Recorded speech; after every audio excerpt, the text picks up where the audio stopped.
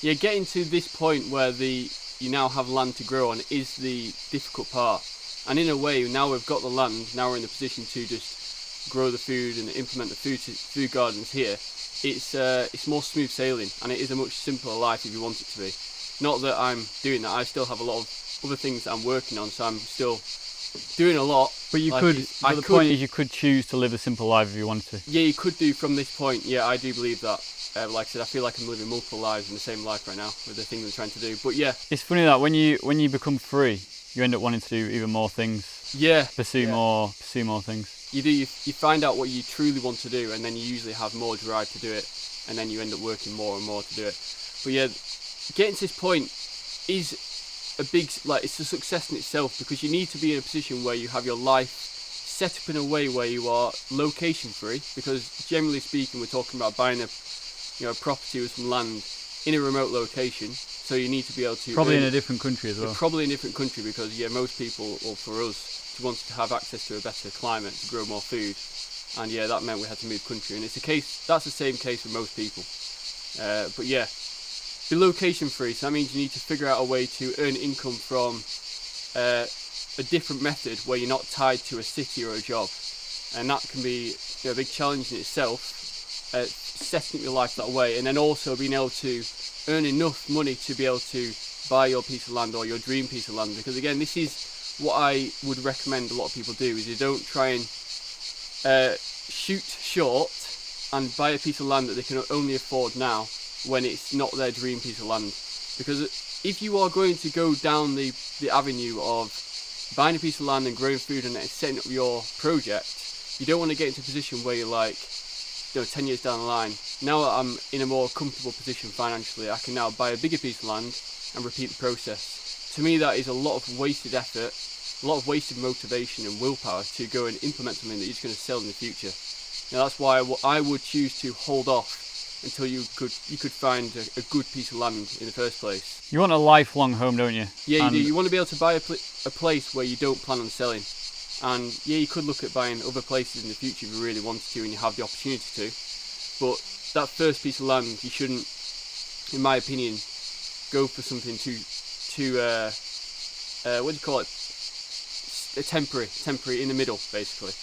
Well, why would you even be motivated to work and build on the land and grow all this food, set up the gardens, when you know you're going to move in 5 or 10 years' time anyway? Yeah, I'd find it hard to do that. I'd find it hard to be motivated.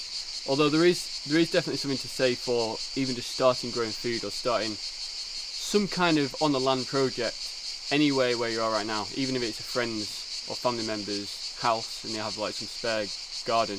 You can learn the skills along the way and also get access to fruit and food along the way as well. But it's never going to be your dream. So at least you're acquiring the skills. Well, that's what I did when I was younger. I was growing up at my parents' house.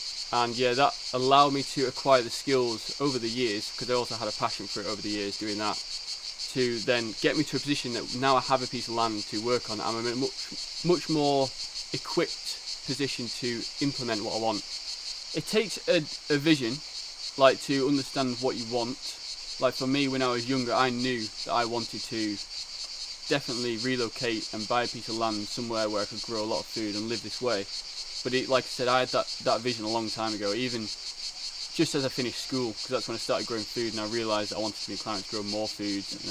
And you knew that traditional path was not going to allow you to do that, especially at the age of 27. Yeah, so 24 you moved here, but we obviously teamed up with them. Yeah, so what I'm trying to say is, I had that idea from a young age, and because I had that idea, I was able to then,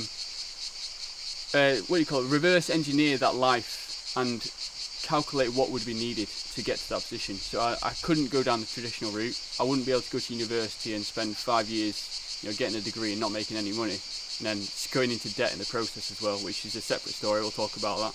I mean, it's in my opinion, it's one of the biggest It should be obvious, shouldn't it? How are you going to buy a piece of land in your 20s if you're going into debt in your 20s? Well, if you're coming out of university with nothing more than a piece of paper at the age of 23, 24, how can you buy a piece of land at 25, 24?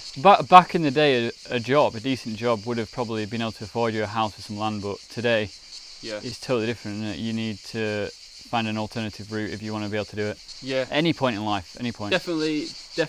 I mean, I've not been around long enough to know, but I've looked at the statistics. Yeah, it's definitely a big change in and the house prices, cost of living, and just the way the world is running. It's not the same as it used to be.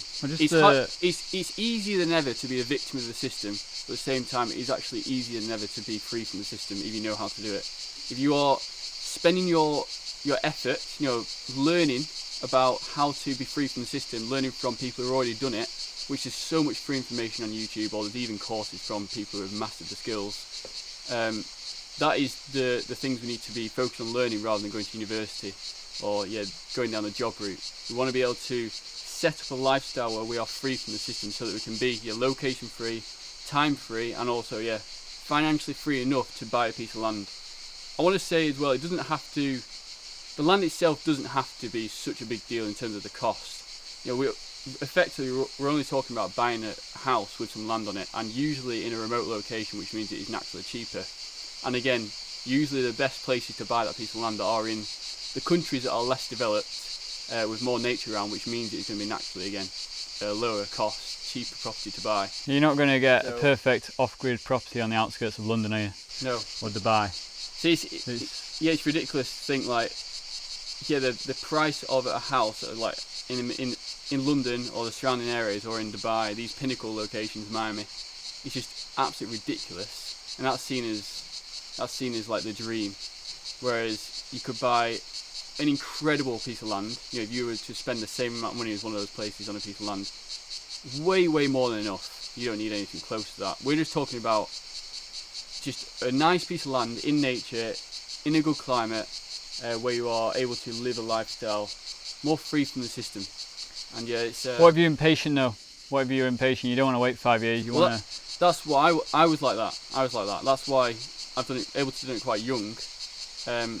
You look at all the opportunities, all the options you've got to be able to fast track it. For me it was, obviously I was able to team up with my two brothers, where we could pool our skills and our workload and also our efforts into building the business together rather than individually, which makes it much easier and allows you to fast track more. Also looking at business paths that are you're able to make money quicker. It's not a long-term business model, and at the same time any other opportunities that are available to you. People look at you and they think you just magically appeared on the land. No. Like a caveman. But no, you the difficult bit was prior to this. Well, even travelling around the world for a good number of years, looking for a suitable country to relocate and everything, rather than going sightseeing in the local museums. There's many years of work that's gone behind the scenes getting to this position. Like I said, even the travelling aspect, travelling from a completely different point of view to the way most people travel. Going into remote places in Croatia and figuring out, would it work would this lifestyle work? There's so many places around the world we've been to where like, this is such a good location, but then you dig into it further because you're trying to do it's like investigative research. I'd say about 20 or 30 countries. Yeah. We studied quite intensely. And I just want to say as well, I don't actually like to travel as well. I'm not the kind of person who likes travelling. I don't really like flying that much, but it's a necessary part of investigating the world. After you've looked on a map at all these places to go to, you do have to think, if you're going to move to one place, you have to see it in person. We were born to explore the map we've been given, and you can do a lot of research online prior to exploring. You can look at country requirements, visa requirements, buying land requirements, because sometimes it's not that easy to buy land. Like for example, in Croatia, we really liked the country, but the buying land wasn't really that good, or the properties that weren't that good to buy. Well, the visa was also quite difficult, the residence. So there's no point in travelling to a location if you've not done your research on would it actually work in terms of the actual details of it. So you can do a lot of narrowing down online first before you book your first travelling trip. But travel with purpose, and also, like I said, we should be focusing on setting our lives in a way to live this way. It's not just about getting to this point, it's about designing life to be able to do it. It's one of those things because you have to be realistic. You have to look at your life now and think, would I be able to buy a piece of land in a few years' time if I was to continue on this current path? And if the answer is no, then you need to make changes today to be able to do that as fast as you can. To be able to move forward with that life change as fast as you can. If you're just going to go down the current path and realise it's never going to lead to anything, if you're spending years on that path not even thinking about this question, and then be disappointed at the end of it. It's because you've not designed your life in a way to be able to do it. And yeah, you do need to be in quite a good position to be able to do it. You know, you need to be able to make money on your own, have your own income, and not be tied to a location, which in itself can be a challenge. But again, I do believe today's world it is easier than ever to be able to do that with the way that just online businesses work. The online world is growing. It's not like it used to be. But it's an interesting one as well, because if you look at it from a different angle completely, we shouldn't actually have to be buying a piece of land in the first place. If you think about it from, I mean, I've been speaking to some locals here. I got to speak to somebody the other day who was telling me how he has inherited his grandparents' farm, and he's growing food in that farm. It's a fully established producing farm, and he didn't have to spend a penny on getting that. He still lives in a different village in a rented house, but he's always going to have access to that farm to go back to, and that is the way it should be. You know, we are in a bit more of a difficult position when we have to start from scratch and relocate ourselves to live this way. You've made a generational shift, Luke. Think how many generations came before you who lived in the UK, moving around, and you've just ruined all that, and you've gone and moved to Spain. Yeah, I'm joking, but you know what I mean. It is a big thing when you think about it, isn't it? It's a very important thing to think about that. I don't like the fact I had to leave the UK. I never saw myself leaving the UK. From a young age, I always considered myself to be quite set on living in a local area where I was born. You know, I wanted to be from there. Like I said, I didn't really like travelling that much, but just the more I grew up and saw the world and saw what was possible, and also saw the life that I wanted to live, it wasn't possible. It didn't meet your requirements, did it? I don't think. No. Especially the nature element and the growing climate element. Yeah, and again, that's only taken a much bigger turn for the worse in recent years as well. Even the nature, it's just in the UK, it's getting decimated faster than ever. Maybe 50 years ago it would have been a completely different story. I would have been happy staying there. But even when I look at this land over here, like I've showed it lots of times on these videos before, the fruit trees, the established fruit trees. I'm aware that the previous people, or even 2 generations ago, planted that tree, an established tree, and I'm very grateful for that, to be able to get their work, down the line. I'm benefiting from their effort in the past, but that makes me more motivated to plant trees now, so that I can do the same thing for people in the future, and also just build what I would consider a dream piece of land. It would have been nice if the whole earth was just covered in fruit trees, wouldn't it? And you didn't even have to worry about buying land at all, because it was just one big Garden of Eden. That's one thing, again, I can't understand. In these, I don't know what you call them. Think about why do we even have to buy land in the first place? Why do you have to own land? No animal in nature has to own land. We're a very strange species, aren't we? Yeah, again, I think this is by design, but I was going to get on to the point, because this is on that topic exactly.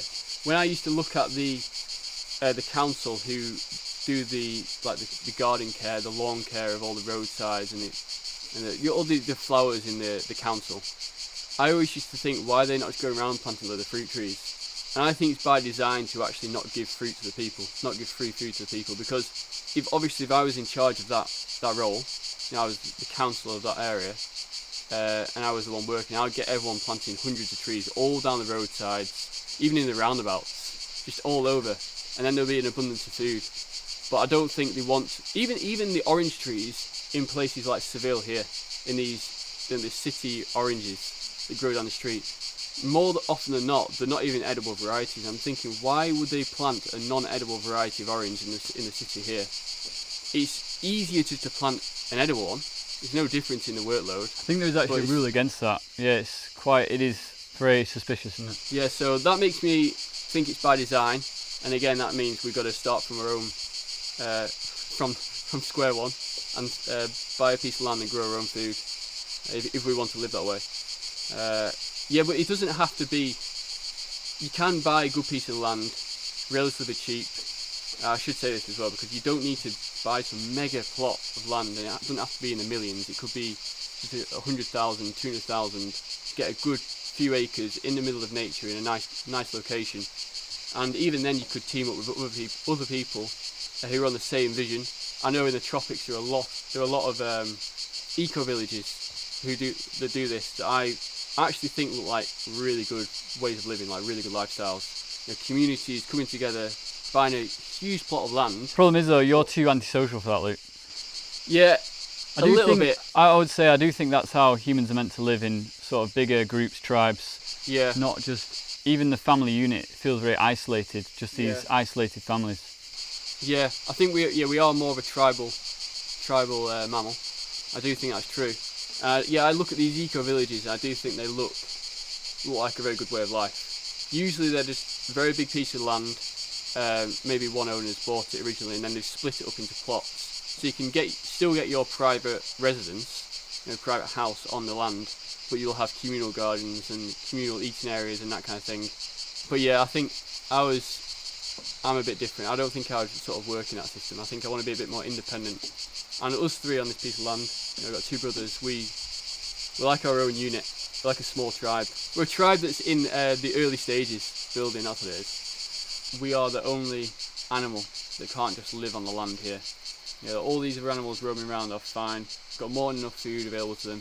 But yeah, if you put a human out in the Andalusian wilderness for a week, they'll probably really struggle. Say you were to get to a point where you managed to find an animal, a dead dead fox or something on the side of the road, or you were successful in hunting a wild boar with your bare hands, which is very unlikely.